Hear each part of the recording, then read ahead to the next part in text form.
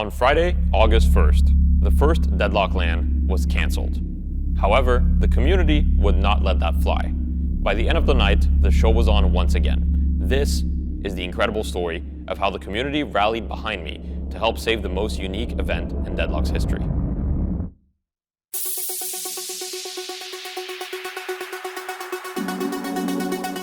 Yo, Peyote Queen donated $750? What? Where is this money coming from? So this is gonna be the craziest content of all time. Got game one of the first ever Deadlock LAN has just begun.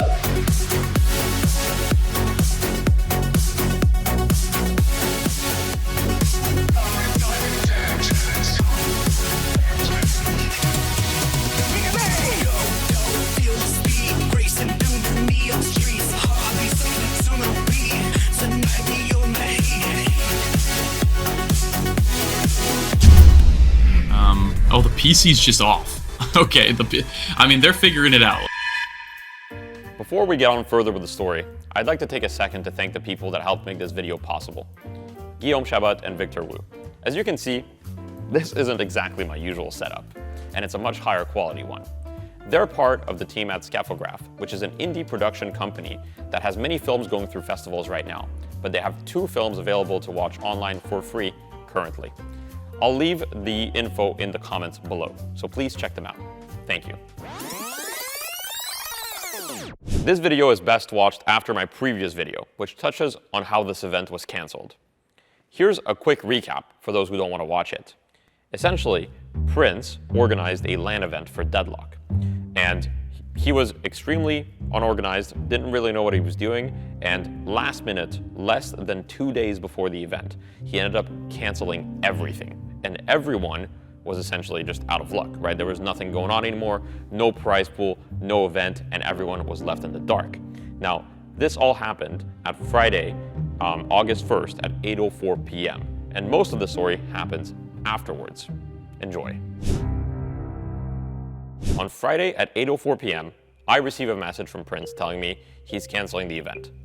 I then have 2 choices. Either I enjoy a peaceful weekend in Toronto, or I try to save the event.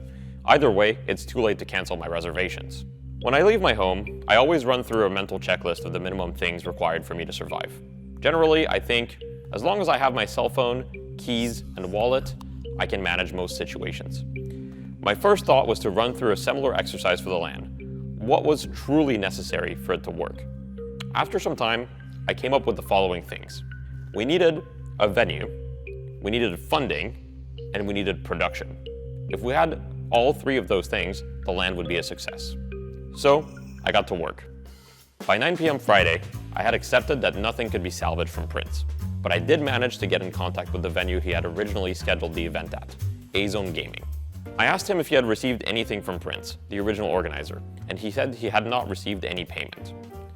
I asked him what the price for the venue was. He said $300. My first reaction was like, really, $300? That seems really cheap, because I figured the venue would be the most expensive part by far of the event. Once I got the $300 quote, I began working on the second problem at the same time, funding.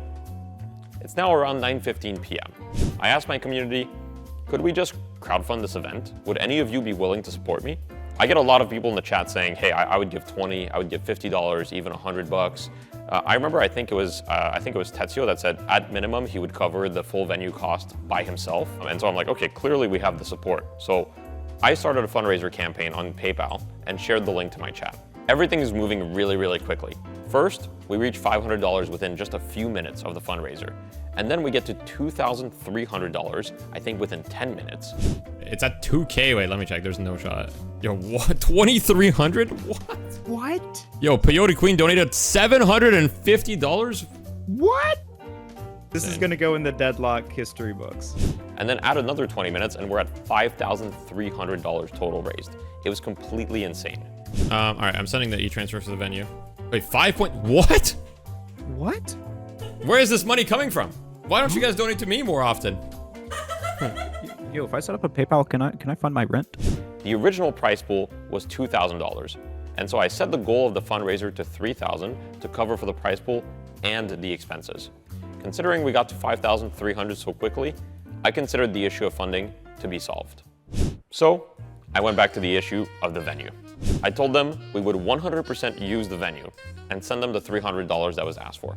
At the time, this was a big leap of faith because I'm not local. I'm in Montreal and this event is happening in Toronto. So I did not have time to check out the venue and I didn't really know if it was nice or not. All I know is that this was the venue that Prince originally chose, and he did everything else so poorly, I had no reason to think this venue would be necessarily good. I had no idea if they were trustworthy. All I knew is I needed to move fast if I wanted the event to still happen. And so I did. I just took a leap of faith and I sent him the $300 in order to secure the venue for the event. After I sent it, he sent me an email confirmation saying we had the venue for the whole day of Sunday. Thus, the venue problem was also solved. All that remained was production. At this point, I was incredibly stressed out. I was still live streaming as all of this was happening. I was live on Twitch when I received the news of the LAN being canceled. I was live when I made the fundraiser, when I secured the venue. It all happened in front of hundreds of people. And so the whole thing is a little bit surreal for me. You can even check the video. It's gonna stay on YouTube up forever and it's gonna be on Twitch for 30 days. I've got some juicy drama right now, Lona. I'm in the process of it right now. But basically, this guy is canceling the LAN last second. I thought I was like, okay, like maybe he needs help or something, but no, he just like canceled everything basically. I decided to end the stream around 10:30 p.m., or a little over an hour after we started the fundraiser. I remember telling my wife, I need to go and get some poutine right now. I need some fresh air and food.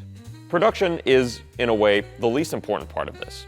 The reason I say this is because while production adds a ton of value to everyone watching, it does not actually impact people's experience at the event itself much. I don't want to be like Prince and focus on the things that don't matter much, and therefore, to me, I was like, hey, if we can't get any production and we just have someone observing in game with OBS set up and it's cuffed, it would be totally fine. I would have been okay with that, but okay was not really an option. This was Deadlock's first LAN. By this point, I had made the decision to rebrand the event as a Death Slam event. You can see the shirt right here. And we weren't going to half-ass this opportunity. A little background on Death Slam events. Ref Daniel and I created the organization a few months ago, with our goal being to essentially help the community. That's why we mostly did lower level tournaments at first, as we wanted to target the core demographic of the community. If you want to learn more about Death Slam events, check out our website, it'll be linked below. Without me even needing to say much, the Death Slam team had already started getting to work. I was able to pick up the pieces from the previous production that no longer wanted to work with Prince. We got Alex back on the team, which was crucial because he had cameras for the venue so that we could showcase it on the stream. He also had headsets for player interviews, so I really cannot understate how crucial his role was to this whole thing. We decided to handle almost everything remotely because we didn't have time to set up in-person production by this point, and we weren't even sure who was attending, right? Like this was all happening so last minute, so I didn't know which staff was gonna be there or who wasn't gonna be there. And so we figured, hey, if we handle the maximum amount of things remotely and only get the things that need to be on the venue to happen there, then we can secure something that's very reliable. Kashi, one of our producers at Death Slam events, took the lead on production for the event. The biggest reason we were able to pull this off is because we already had all the graphics required for production. We just needed to make a few adjustments for the LAN, mostly centered around the physical cameras and player interviews. By the end of Friday evening, I was pretty confident we would be able to put on a good show. On Saturday evening, I ended up going to the venue to check it out. All right, we just got to the venue. So here's a quick look of the before. We're gonna do some modifications. This is a snack area here, and then there's the separate room here. And it was great. I didn't have any expectations, but the computers worked well, the peripherals were a surprise. Prince had told me we needed to all bring our own peripherals, but they did have some if you want to use them, which I did not know, so that was nice. They all had Deadlock installed on them already. They were places where I could figure we would put the cameras. I was already starting to visualize it in my own head, and the owner was really chill and very nice. There were snacks, drinks. However, there was one small issue that would come to light later. There was only one bathroom. Now, at this time, I didn't even think about that because I'd never hosted an event, frankly, or even been to a LAN before. This was my first LAN that I even go to, let alone host. But during the event, the one bathroom became a little bit of an issue. I also ended up meeting Stardust that evening, a Deadlock player who had participated in my Death Slam events before. They asked me to sign their headset. That was a bit surreal for me, and that was my first time I ever signed anything, and it'll remain forever in my memory as my first signature.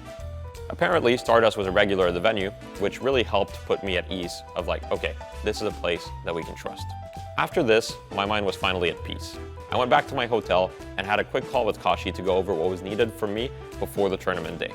It seemed all under control. With my mind finally at peace, I went to bed ready for a long tournament day.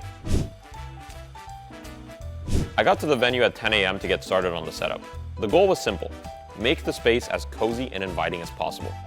We had 2 TVs to work with as well, which we used to put the stream on so people could see what was being shown on Twitch while also being in person at the venue. Once I was done with the setup, Alex showed up with the cameras. We got those going relatively quickly as well, and then people started coming in quite rapidly.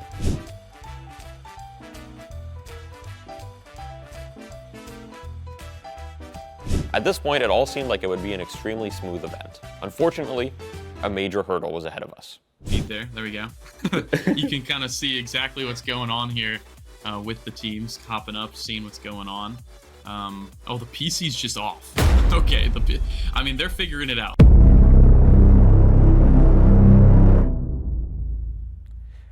The power going out on a few PCs was not ideal, but luckily we dealt with it, and it was the last issue that we had to deal with. Once we got that resolved, everything else went smoothly and people started gaming. Towards the end of the event, I felt incredibly glad this was able to happen. Being able to connect with other Deadlock players was such a wonderful experience. I'm really thankful that everybody empowered me to make such an event happen. I want to thank everybody at home, particularly those who donated, but also those who didn't. If you watch my content or support me in any way, you helped make this happen. A special shout out to Peyote Queen, Tetsio, and Trent Wells. Whoever he is, come to mind for supporters. There are many more, as over $2,000 was donated anonymously. Without you guys, I would be nothing. Together, we made history. We made the first ever Deadlock LAN happen. And I know that it wasn't the epic grand finals that everybody wanted to see. It wasn't the highest level of Deadlock play. And it wasn't the best organization, the highest prize pool. It didn't have the highest anything. But what it did have is it had passion. And I think this event will be remembered for the rest of Deadlock's history as the start of something, and it really shows that the Deadlock community has a lot of will to make things happen, regardless of adversity. So truly, thank you, and together, we will keep making Deadlock exciting. Thank you for watching, and I hope you have a good day. That was perfect. Yeah, I'm not gonna get better. It's not gonna get any better than